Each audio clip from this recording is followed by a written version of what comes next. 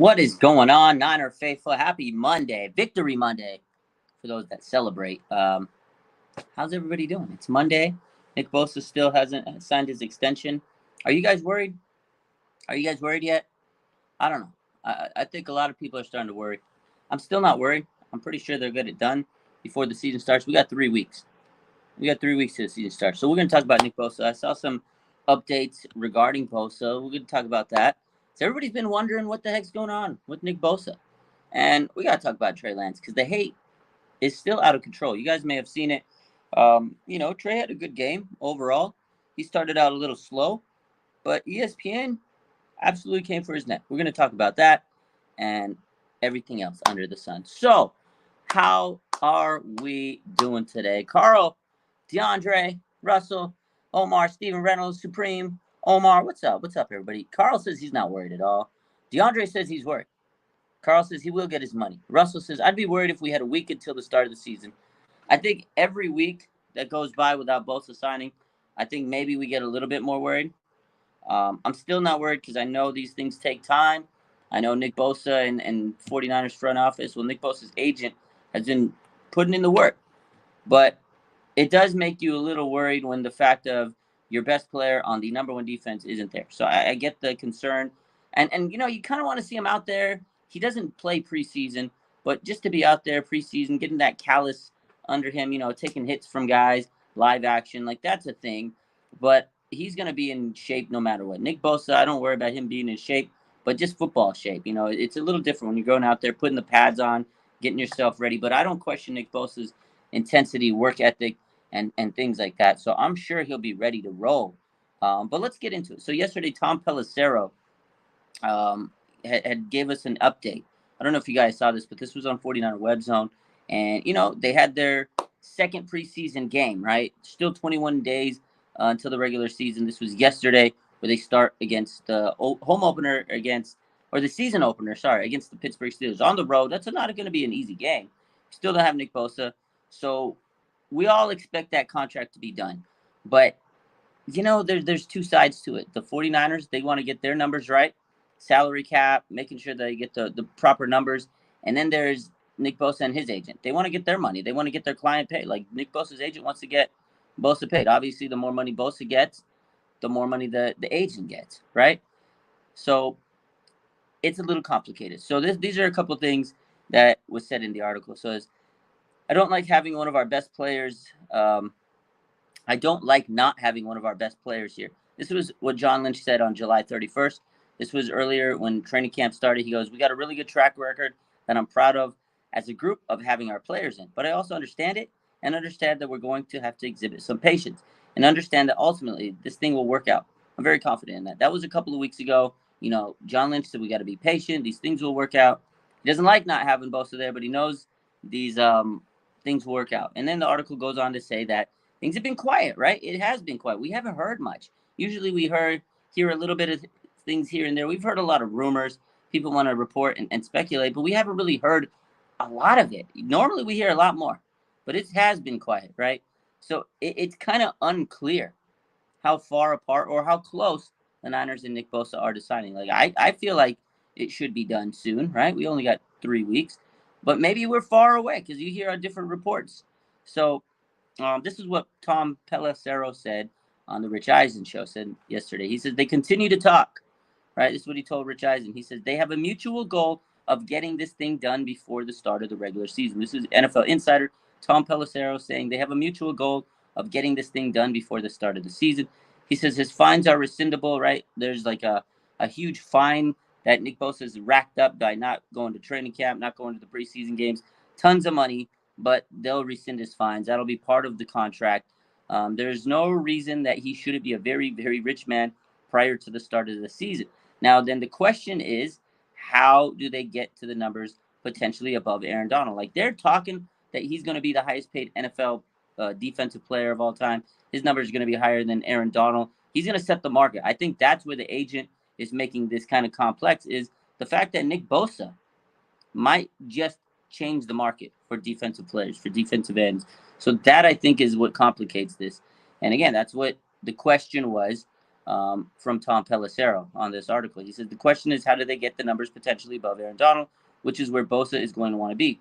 It's the $31+ million per year. Huge chunk of change. Bosa's a difference maker. A lot of reasons to believe they'll find a way to get this done.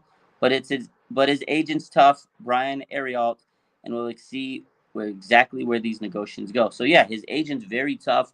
He wants to push towards over $31 million a year. Like, he wants to be the highest paid player in the NFL per his agent. This is what his agent wants from him, is to have him be the highest paid player. Does he deserve it? Absolutely. He's won Defensive Player of the Year. He's won Rookie of the Year. This guy is basically the best pass rusher on this team. You take away Nick Bosa, this defense is not going to be the number one defense. Bottom line, they have great players, but Nick Bosa is the heart and soul of that defense. He deserves every penny. He's got every accolade that you could think of in the last couple of years. He's everything. He's the top defensive player in the NFL. He's only 25 years old. He's young. This man is about to cultivate a hell of a career, and it's just getting started.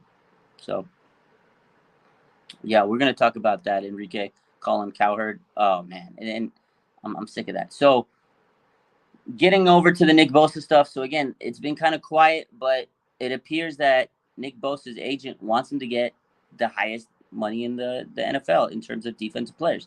I think he's worth it. I think it's a matter of time. I think they'll figure it out. Again, it's just a matter of time. So, just a matter of time. He's going to get paid. And it's going to be amazing. And I know people are getting a little worried. I'm not too worried. I'm sure he'll get paid. But my only concern is, will he be in game shape once the season starts? To answer that question, yes, I think he will. Because that's what everybody's been asking me. They said, do you think he'll be ready? You think he'll be in shape? Nick Bosa is going to be in shape. But how's that, how's the whole season going to be? You do worry about that. It is a valid concern. But I am pretty confident the 49ers will get this knocked out. And we're going to see Nick Bosa, number 97, wearing the red and gold to start the season. So, I don't know. I think that we just got to be patient. I know it's very hard. We got to be patiently waiting. I know it's tough. We want to see the update. We want to see that deal get done. We want to be excited. We want to just clap our hands and say, hell yeah, we got Nick Bosa. But we do have to exhibit a little patience. It is a little frustrating as a fan because you just want to get it done. But I think we'll get it taken care of.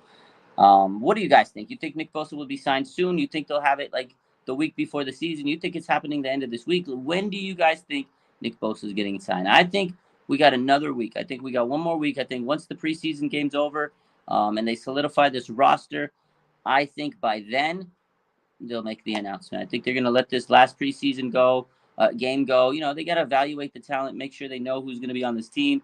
They got to cultivate this roster and get it, trimmed down to the 53. I'm sure they're in the same time doing all that. They're making sure they got Nick Bosa waiting to get that contract. So I think it's just a matter of time. I think we got another week, and we'll be there. Kittle's Bosa will be on the signing video. Absolutely. I'm pretty sure we're going to be posting that. The moment that Nick Bosa gets signed, we got to Bosa. What did he say? Sign him to a 20-year deal, right? Deb says make him a Niner for life. Absolutely. You got to give this man a 10-year contract at least, a long-ass contract. You want Kittle to be screaming, Bosa. I can't wait. It's going to be like a Deebo contract to Supreme. I think it's going to be even bigger than a Deebo contract. I think it's going to be, I really do. I really think it's going to break the NFL. I think it's going to just set the tone for the NFL defensive end market. It's going to be crazy. I really feel this contract is going to be like, wow. I mean, look what they paid Trent Williams. Remember a couple years back, 6-year deal, and it was a crazy deal. I think the Niners have it in them. I still think they could do it. And people are going to say, how are they getting this money? Well, guess what? Salary cap goes up next year. They backload these contracts. They'll, move money around. They'll do a contract, guaranteed money extension, how they always do with these contracts. They'll, do some things here and there. They'll stretch out the contract when they need to every year. They do it all the time. Right? They did it with Mooney Ward, where they kind of gave him his guaranteed money up front. That's what they do. George Kittle, Arik Armstead, they've done that, right? Give their monies paid out, guaranteed money, and it saves them cap space. So I'm sure they'll figure out a way when it's all said and done. But I'm telling you, Nick's going to get a hefty contract. Jose, no show with Larry Krueger today. We were both pretty tied up. unfortunately. But we'll figure something out. We're trying to figure out our normal times on Monday now that you know, daughter's back in school and all that stuff. So we gotta fine tune a few things. Jason says it's a wait up with Chris Jones. Yeah, I think that these big time players, they're gonna wait it out and just wait for the money to come to them. They know that they don't have to play in the preseason. They know if the team values them, they're gonna get their fines rescinded, and it's not a big deal for them. So I'm pretty sure they're just waiting it out. Agents are taking care of business, and it's just something that's gonna happen in due time. Carl says, "How about that Trey Lance? How about that Trey Lance? Huh? Media is dogging him. You see ESPN, so it's floating all over Twitter, and Colin Cowherd today. Colin Cowherd, this guy's been mad at Trey Lance since he stopped dating his daughter, right? Liv Cowherd, because when he was drafted by the Niners, Colin Cowherd was so happy for Trey. He loved the guy. He talked about him. He would always say, "Oh, he was at my house yesterday." Haha. And he was just flexing it that his daughter was dating Trey. And whatever happened, happened. And now he's just disrespectful towards him. Today he made a take and he says Trey Lance is not going to be the starter on this team. He says he's going to be a backup, which obviously is a fair take. But the way he said he was awful in this game. He's awful in practice. And he said he didn't watch the game and he hasn't been to a single training camp practice. So how are you going to judge a person and make these outlandish takes when you haven't watched the guy? You can't sit there and give me an honest assessment on a player. You can't give me an honest assessment on a player if you haven't watched or seen anything that you're critiquing. Like, you're not at training camp. You didn't go to a single one. You didn't go and watch the game this weekend or watch the game on TV. And you're sitting here attacking the guy. It's a personal attack. It's lazy. It's just lazy analysis. It's ridiculous because he gets paid all this money. People are paying him to ruffle feathers, and that's what it is. Entertainment. Big media is lazy nowadays. Independent creators, independent people, podcasters, YouTubers, they don't get a lot of respect because you have these big time platforms, Stephen A. Smith and all these people on ESPN, right? The big time names, Skip Bayless. They're out there running their mouth, just say whatever they want. They don't even watch the game. He admitted they didn't even watch the game. And then ESPN, same thing. They showed like one bad play, one low light of Trey Lance. Not even a highlight. Didn't even show a highlight. They showed one bad play, the interception. Okay, and they showed how he, struggled. They didn't even show his stats, and they said, "Oh, they got the win, but Trey Lance didn't play good. Former third-round pick or number 3 pick." They slammed him. Didn't show his stats. They didn't realize. They didn't even show that he had a comeback victory. They didn't even show his good plays. And it was like a 20-second segment, and they just cut it, and they said, "Oh, Trey Lance was terrible." He didn't even watch the game. The ESPN analyst didn't even watch it. He didn't even watch it. You're on ESPN. I used to love ESPN. I used to watch ESPN all the time. I used to wake up in the morning. First thing I did, turn on ESPN. First thing in the morning. And I'm like, let's go. Get ready for school. Let's watch ESPN. Let's watch my boy Dan Patrick. Let's watch my man Stuart Scott. Rest in peace. Cool as the other side of the pillow. I used to watch ESPN religiously. I'd watch it 3 times, 4 times a day. And it was amazing. The journalism was top tier. Great integrity. They don't even watch the shows. They don't even watch the games. And they're reporting. It's lazy. It's lazy reporting. ESPN. They slandered, man. It's ridiculous to me. It's sad.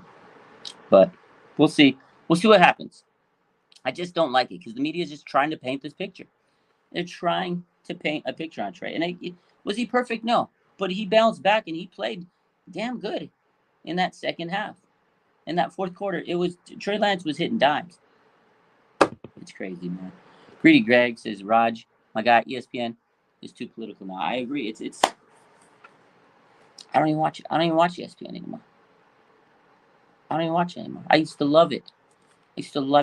I can't believe that it's changed. It makes me sad looking back at those old days. ESPN was so good. So good. Every show they put out there was just amazing. Baseball Tonight, NFL Tonight, whatever the show was. Now, it was just top tier content. Now it's just watered down. Terrible. My man Randy says Sports Center 8 a.m., 10 a.m., 11 a.m., 1 p.m., 3 p.m., 5 p.m., 11 p.m. all day. Oscar says that's messed up because Trey isn't even the starter. He should be developing in peace. Absolutely agree. He's not even starting, and you're just throwing dirt on his name. just throwing dirt on his name. And the way his tone of voice was like, oh man, it just didn't look good for Trey. You didn't watch the game. Man, Grady says we watch sports to get away from that woke trash. Yeah, man. That's why it's good. It's why it's nice to see, so many people going into the YouTube, atmosphere and podcasts and everything, and the independent creators. That's where it's at. They keep it real, and ESPN paying these guys tons of money for nothing, for being absolute lazy and trash. I wish I was on ESPN. I really do. I used to, when I was a kid, I used to want to be an ESPN analyst. I was like, that was the dream job. That was it. I don't know if I'd do it now because the way it is. I sat there and I was like, man, one day I'll be next to Dan Patrick, Trey Wingo, all those guys. But it's just absolutely crazy. To me personally, I think it's crazy just how lazy the reporting is. Again, he sat there and he said how Trey was so bad in that game, and he wasn't bad. You look at the stat line. I mean, Sam Darnold and Trey Lance had a very similar stat line. They both had a pick. They both had a touchdown. Sam Darnold didn't lead them to a come from behind victory. Now I get it. They played backups and third stringers, but he was in there with backups and third stringers. He was throwing to that were blocking him. So it's an eye for an eye. It's crazy. Unbelievable. But it is what it is. What are you gonna do? You can't force them to, be better because that's just how they are. That's just how the media is. The big media, man, is just taking a turn for the worse over the last couple of years. Draft day would have been dope. Rodgers is captain. Could you imagine? Randy said, I agree. Trey did get better in that game. He did. He started slow, and we've talked about this during the week that Trey is a rhythm quarterback, right? He just takes time to kind of get going. It's like one of those wind-up toys. You got to wind it up. Initially, it comes out the gate slow, but once it's wound up and it's ready, it just goes and it just plugs along. And that's kind of how Trey is. He might start off the gate slow. Even in training camp, he started out a little slow, and then once he kind of got his rhythm, it was like, boom, here we go. That's the thing. That's what the media is not reporting. They don't report that, yeah, maybe he did start off a little sluggish, but he got better as time went on, right? It's like a wine. It gets a little better with age. It's like a steak. You got to marinate a little bit. But these reporters don't want to. They don't want to give that any light of day. Like it's just weird how the media is portraying Trey Lance because last week they slammed him. They slammed him, right? It was ESPN, Dan Orlovsky, all the shows slammed him. Remember all those shows last week? And I feel like because they have their same, they got to roll with that view. They can't be wrong. They got to roll with their agenda. They can't be wrong. So, he had an abysmal performance. And if you're not watching the game, if you're just tuning on to ESPN and trying to get the highlights and the cliff notes of what happened on a day, because a lot of people are busy. Not everybody can watch all the games. I get it. We all live a life. We all have to pay our bills and whatever. And sometimes if you just throw on ESPN and you're like, and you see the reporter and he says, Trey Lance was terrible today. Niners won. I don't know how they did with Trey Lance playing that bad. You're going to see that and you're going to listen to it because that's the media. And why would they lie to you on national television? The average fan is going to see that and they're going to eat it up. And they're going to say, Trey Lance sucks. Trey Lance sucks. But if they actually watch the game and had a brain for themselves, it's not that he sucks. It just takes a little time to get going. So that's what's wrong with the media today. They have their agenda and they throw it out there. And the average fan, and trust, there's a lot of average fans out there. Like, not everybody's hardcore like us, right? There is a large contingent that is, but there's a lot of people that just turn on ESPN for 30 minutes and they just want to catch the highlights, the cliff notes. And it's absolutely terrible. They always want to be correct, Supreme. Yeah. Greedy, the cut and paste of clips is terrible. It's absolutely. They just copy and paste, throw it on there, give some jargon, some nonsense, lazy analysis, and they move on with the day. Like like they can't even spend 5-10 minutes to kind of watch a couple things and give you an honest analysis. That's what's wrong with sports media. Sports media has really changed over the last 2 decades, 3 decades, really, with the advent of internet and social media and Instagram and Twitter and YouTube and all these things. Like, it's great in some aspects, but it also has really killed sports coverage overall. That's why people like myself and there's a lot of independent creators and photographers and content creators, and I respect them because I do it and I see a lot of people, and it's good to see the real ones going out there and trying to get the real content, giving you stuff like, I think a lot of people say, it's just clout chasing, you're just trying to catch the clout. It's not necessarily that. Like I'm passionate about the Niners. I love this team. I want to go out there and get content because the fans consume it. You want to show them, your view of it, your version of it, your creativity, and you want to speak on it, and you want to get the images and the video. Sometimes the video just doesn't do enough. You want to talk about it over the video, and that's what I think sports media should be. But too many times you got these people that just get a clip, they have no clue what's going on. They weren't even there. They didn't see it, and just throw it out there, and they're lazy. That's the bad part is because people will take your work and they throw it out there and they're going to get credit for it. No.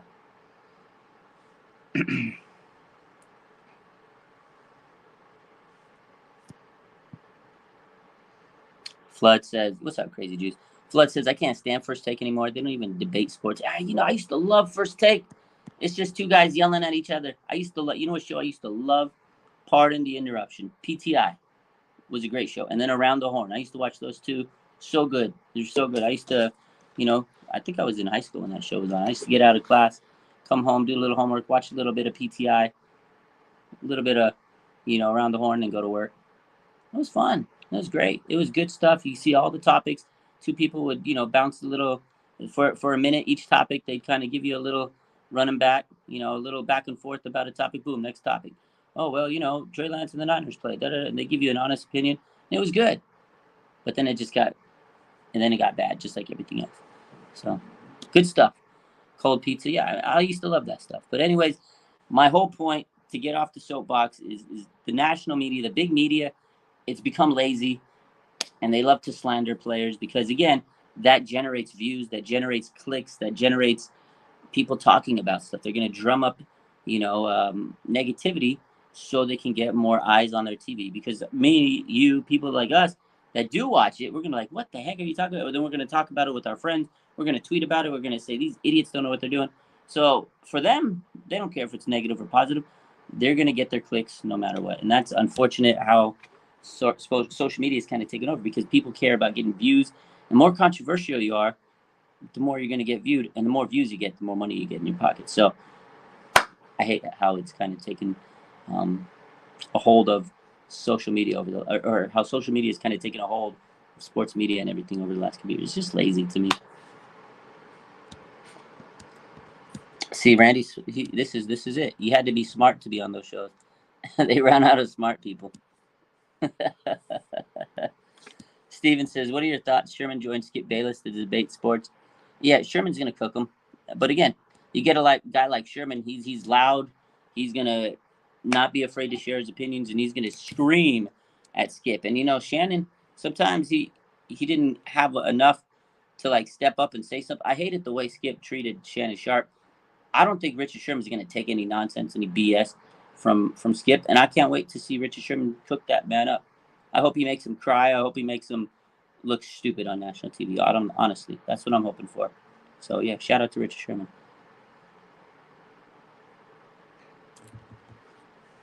Let's talk about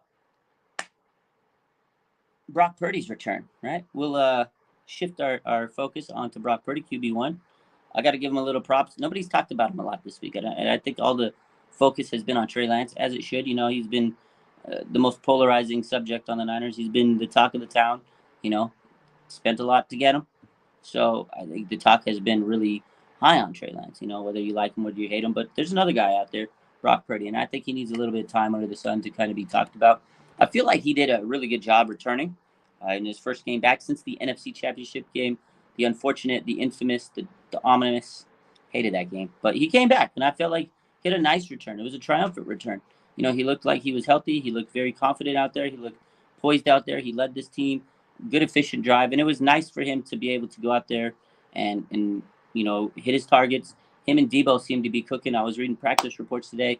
Deebo and Brock cooking, man. Deebo looks amazing out there, and you got to give Brock Purdy his credit. He only had surgery 5.5 months ago. It's pretty remarkable. I think people are forgetting just how remarkable that this is because he did have surgery late May. It's middle of August here, and he's back. The fact that he is actually on pace to be back by week 1 to me is tremendous. So I got to give Brock those props, man. Shout out to Brock Purdy. I don't think enough people are giving him credit this week, and I get it. we're talking about Trey Lance and how he's been disrespected, and he deserves all, the praise he should get instead of the nastiness and the animosity towards him. He's just still a young, developing guy. But right now, Brock Purdy is the starting quarterback, and it was a really, really impressive return to me after 5.5 months having elbow surgery. This is an injury not a lot of people understand too much in terms of NFL. This is an injury that doesn't get seen a lot in the NFL. So shout out to Brock Purdy, man. It was nice to see him back healthy, and he was cooking. The Brock Star. I love the nickname. Pretty great. Says Brock Star's going to be he's going to start off where he left off. Solid, confident, totally has a grasp of Coach Shanahan's offense. Absolutely, I agree. And that's the great thing about Brock, and there's no, you can't hate on him. I know a lot of people are saying he doesn't have a strong arm, and Trey's got more potential, and those things are true. But at the same time, Brock Purdy has a stronger grasp of the offense, and he's more confident. And that is also true. Like, both things can be true, just like I could like both quarterbacks. It's crazy. Niner fans can't seem to figure that out, a lot of them. Like, they're pro Trey or pro Brock, and a lot of them, they can't be pro both of them. I like them both. I love Trey. I love Brock. They're both great people. Right now, Brock Purdy's the starter. He has a better grasp of the offense. He has more confidence. He has more seasoning on him because he played 4 years in a Division I school. So I think he's ahead of Trey, and it's not a bad thing to say. But, man, Brock Purdy is very accurate. He can get that ball out.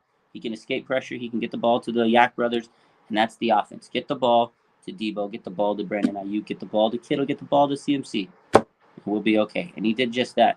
And I liked what I saw. This one drive, it looked very efficient. So shout out to Brock Purdy. He deserves a little bit more coverage this week. So Rodney says ESPN sucks. They do. Absolutely. BZ says we need to sign Bosa soon. We do. I think we will. But I also think we need to be a little bit more patient. Although I'm getting there, guys. I know a lot of people are saying, Rod, you're too patient. I'm getting there.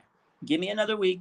If we haven't signed him and we only got like a week left before the season, then I am going to go in revolt.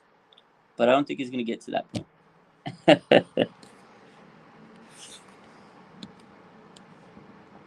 The one play where he passed the ball to Jennings rolling to the left, squaring up. That was a nice play. I liked it. To me, that Jennings play was just beautiful. I mean, he's rolling and just dotted him up. He throws great to the left. Throws really good to the left. Sometimes to the right, it's a little questionable still compared to the left. He's so much more accurate to the left. But I'll tell you, that pass to Ayuk, that was an underrated pass because he was getting the pressure on him, and he just dialed it in, and it was just wide open. And that's going to be Brandon Ayuk. He gets open so fast. If Brock can see that, Brandon Ayuk and Brock are going to go crazy this year. He has to be able to. I want him to look at Ayuk. Ayuk is always open, but he beat his corner so fast. Brandon Ayuk beat that man so fast, and Brock was able to get it out quick. It was a bang, bang play. I was like, wow, that happened so quick, because Brock, he snapped it. Ayuk beat his man so damn fast, and Brock was able to recognize and just darted it to him. That play was beautiful, and I want to see that happen a lot because BA is going to beat his guy quick. If Brock can make that read and get the ball out fast, it's going to be automatic. It's going to be automatic this season. So.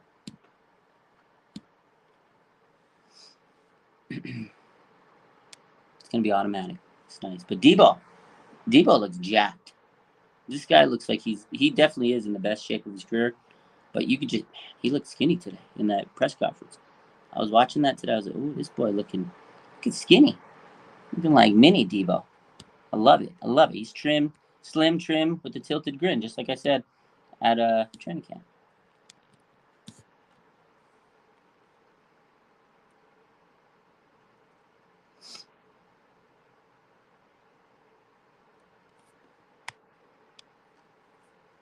Now he's taking charge. You gotta love BA, man. BA, good dude, man. He's a good person. He's a good guy. He's gonna be great this year. It's gonna be absolutely amazing. I can't wait. I mean, he was the fourth option on the team last year. Fourth option on the team. And look at the guy now. He's probably gonna get a huge contract if he can have a repeat performance of last year, at least a repeat performance last year, which I think he could be better than last year. It's going to be amazing. It's going to be very expensive to keep Brandon Ayuk after this season. That's what I think. Skinny Deebo. He's going to be quicker or faster. I don't know about faster. I just think he's going to have more endurance. So he can go a little bit longer without getting tired because he would get gassed out. Right? He would get gassed out early and often last year's game.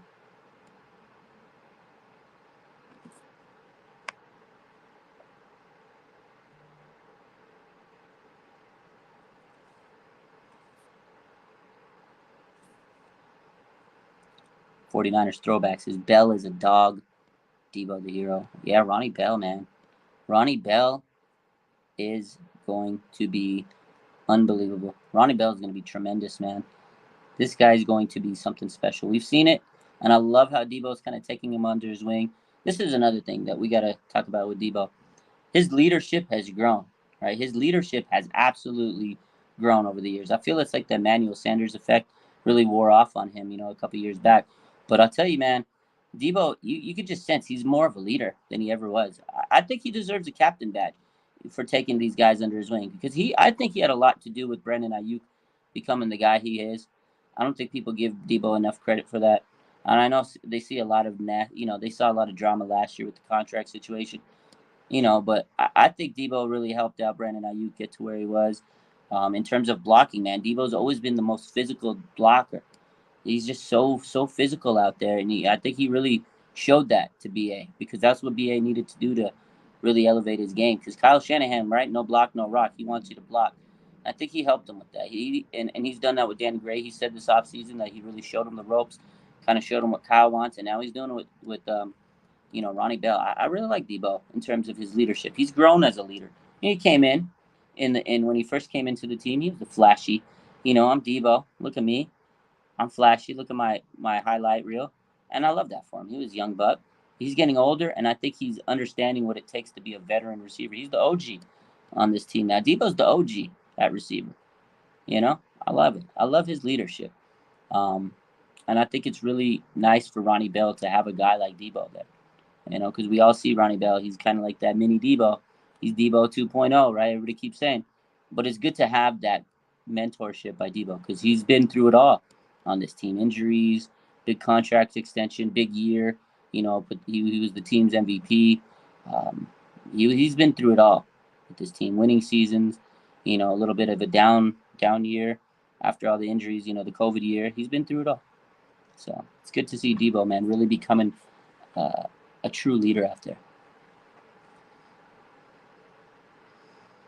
Gold Blooded says it'd be great to see the offense outshine the defense. I miss those days. Yeah, absolutely. This defense has been pretty damn good over the last couple of years, but I think this offense could be just elite. It can be one of the best in the league, but it all starts with making sure the quarterback's healthy and making sure that our offensive line is blocking and all the players are firing on all cylinders. But I think this defense could be, or sorry, this offense could be better than this defense. Honestly, the defense is really going to rely on Nick Bosa. If he's back, they'll be ticking.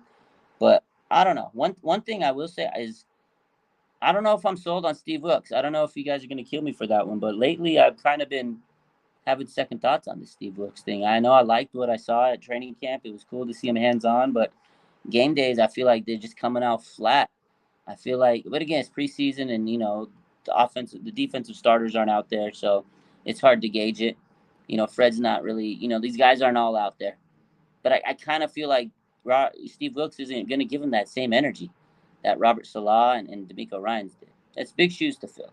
I don't know. It's just my vibe I'm getting.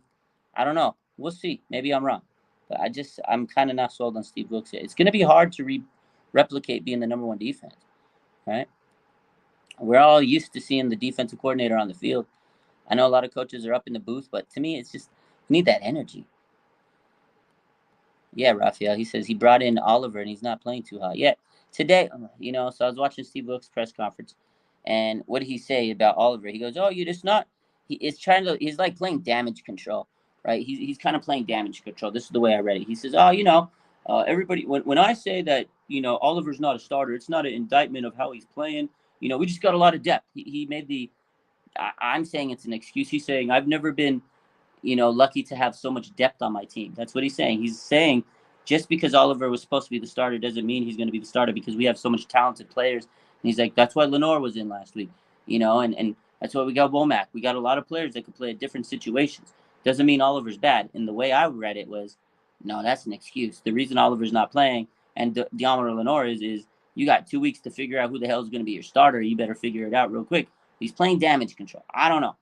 I'm not sold on Isaiah Oliver because 2 months ago you sat there and said I could pull up the damn video. I have it saved. I have the receipt, and he says Oliver's a starter. That's why we brought him in. He's the guy. Da da da. He's going to be a big part of this defense. And then today he's saying, well, Oliver's not necessarily the starter. There's a lot of depth. I like the depth on this team. I was like, okay, this guy's backtracking a little bit. He's backtracking a little bit. So I don't like that he's backtracking on his words right now. It's early. Don't flame me. Don't come at me. You can't be all positive sugar pops and roses. But I have a little bit of an issue with Steve Wilkes. I don't know if we're going to be number one defense right now.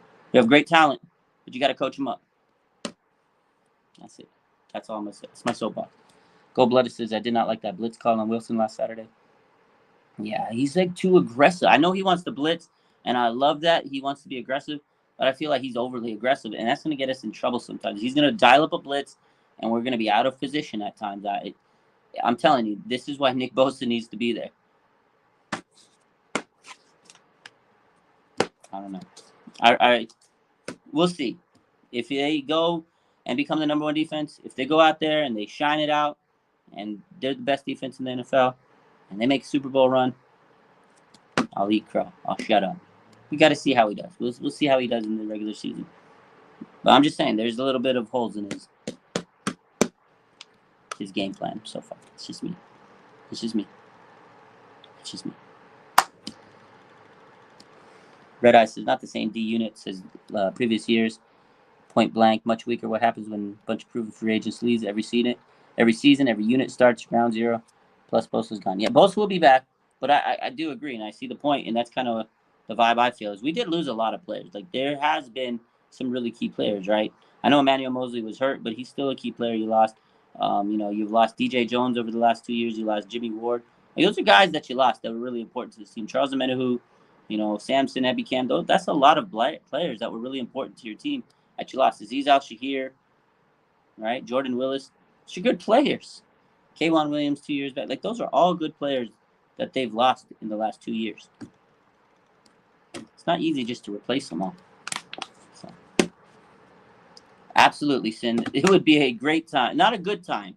It would be an absolute great time for Nick Bosa to come back. 100%.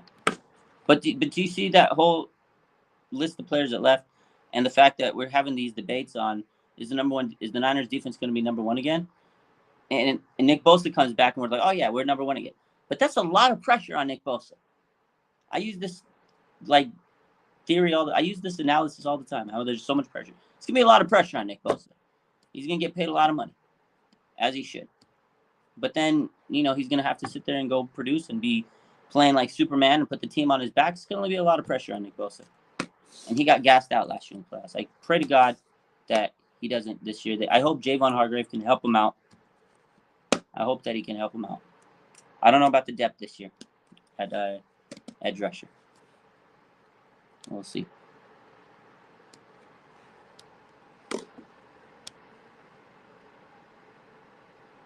'49ers throwback says D-line depth is still a question. Yeah, 100%. I mean, I still think we got some ballers in there, but we got a lot of young guys that haven't proven themselves. Kalia Davis, right? Javon Kinlaw, right? There's guys that are on this team that we haven't really seen, right? T.Y. McGill, he's expected to be a big part. Kevin Givens, like those guys are good, but there's a lot of younger players too. And now these players that have been role players have to step up and take more snaps. Drake Jackson, a lot of pressure on him. He's going to have to take a lot more snaps than he did last year. All right, Charles Omenihu is gone. Now you got Clelin Ferrell. We haven't seen a full season out of him on the Niners. I hope he can be good. I hope Chris Kaser can, make him better. But that's the thing. You think Chris Kaser can turn every single one of these guys into 7-sack guys? Like, that's the vibe. I feel like people are like, oh, no, Chris Kaser's there. He's going to make them all good. That's a lot of pressure on Chris Kaser, man. We'll see. Throwback says, I don't agree with Wilkes being on the booth. You have to be on the field to feed energy to the players like D'Amico and Salah. Tough situation to be in. Yeah, I kind of feel that too, because sometimes when the players are tired, when they're exhausted, somebody has to feed them that energy. And I felt like Salah and D'Amico, they could feel when their players weren't getting that energy. They'd tap into them and they'd get them more energy. Like, they could sense when their players were waving away. just kind of falling down, falling out, gassed out, and you would see D'Amico go out there and he'd just throw some more juice on him, right? Especially Fred Warner. Like Fred Warner, sometimes I could tell he was like kind of getting a little tired, but then D'Amico would come and check him and say, "Listen, man, get in the game, get your head in the game," and it would be a whole different Fred Warner. So it's gonna be interesting.